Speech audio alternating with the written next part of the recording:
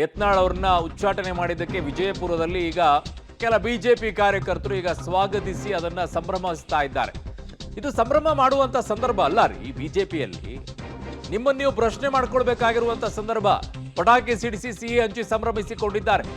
ಮಾಜಿ ಪಾಲಿಕೆ ಸದಸ್ಯ ಉಮೇಶ್ ವಂದಾಲ್ ನೇತೃತ್ವದಲ್ಲಿ ಸಂಭ್ರಮಾಚರಣೆ ನಡೀತಾ ಇದೆ ಅಂತೆ.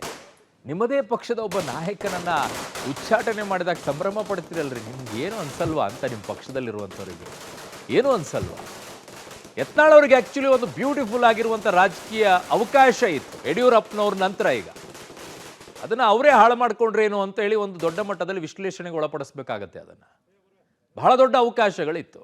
ಆದ್ರೆ ಇನ್ನೊಂದು ಕಡೆಗೆ ನೋಡಿ, ಬಗಲ್ ಮೇ ದುಶ್ಮನ್ ಅಂತಾರಲ್ಲ, ಹಂಗೆ ಬಿಜೆಪಿಯಲ್ಲಿ ಯತ್ನಾಳ್ ಅವರು ಒಂದು ರೀತಿಯಾಗಿ ಆ ಪಕ್ಷದಲ್ಲಿ ಒಂದಿಷ್ಟು ಬೆಳವಣಿಗೆಗಳ ಬಗ್ಗೆ ಅಸಮಾಧಾನವನ್ನು ವ್ಯಕ್ತಪಡಿಸಿದ್ರು. ಮತ್ತು ಹಿಡಿದಂಥ ದಾರಿ ಸರಿ ಇರಲಿಲ್ಲ.